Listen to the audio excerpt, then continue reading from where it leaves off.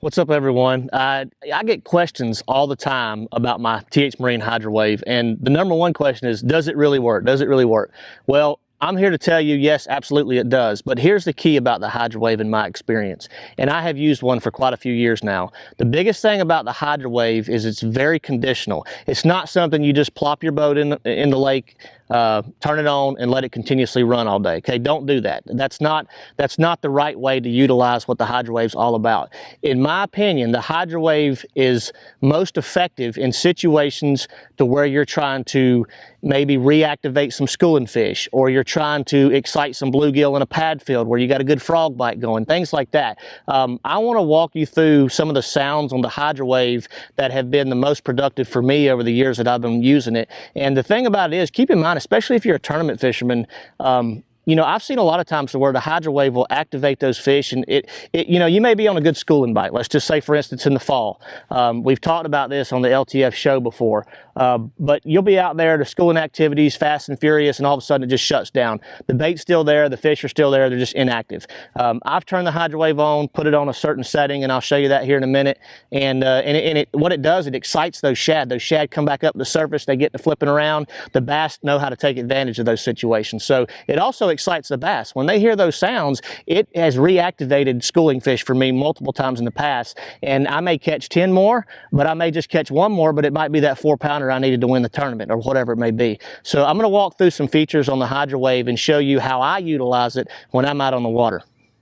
All right, guys, so we're out here on the water. We've got our HydroWave turned on. It says press menu to continue. This is just the home screen. So I'm going to hit menu to continue here. All right, it's going to immediately start giving me options here. I can turn my volume up with the plus and minus arrows. You see the volume level here on the right side. I usually run it low to medium. I don't like anything extremely loud, really any time that I'm fishing. Unless it's really windy, there's a lot of water disturbance out there, then I may crank the volume up a little bit more. But I'll turn my volume up about midway right there.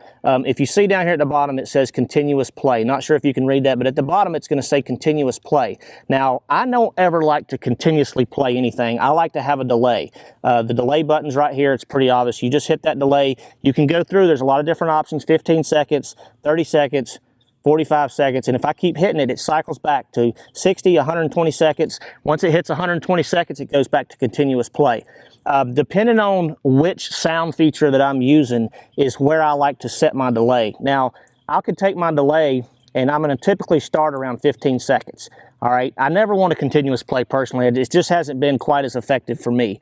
I'll go back to the menu button. Right now it's on deep grass, okay? I'm gonna scroll through the menu button. There's marina docks, offshore finesse, offshore schooling, offshore structure, all kinds of different sound options on this HydroWave.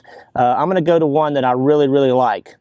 And one that's worked for me in the past is the delayed schooling option. Okay, what that is, it's a delayed schooling. It's activity, whether it's the sound that the bait fish actually put off, or the sound that the fish make when they're actively schooling on the surface. I'll put that on 15 to 30 seconds. I'll use that function or that feature, that sound, in the fall of the year when I'm on those schooling fish like we talked about previously, and I'm wanting to kind of reactivate something. That delayed schooling feature is one that I've used very effectively in the fall.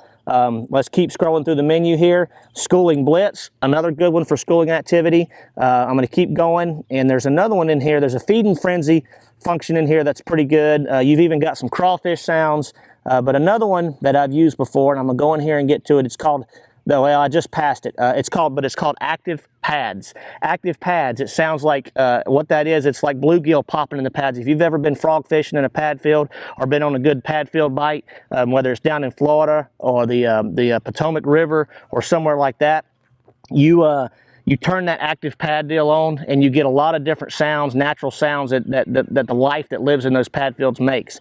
Like I said, talking about the bluegill popping, things like that. I've turned that on in a pad field, and I've actually heard those bluegills start activating, start popping on the surface. Things just come alive, and that can increase your, you know, the potential of getting an extra bite or two in those pad fields.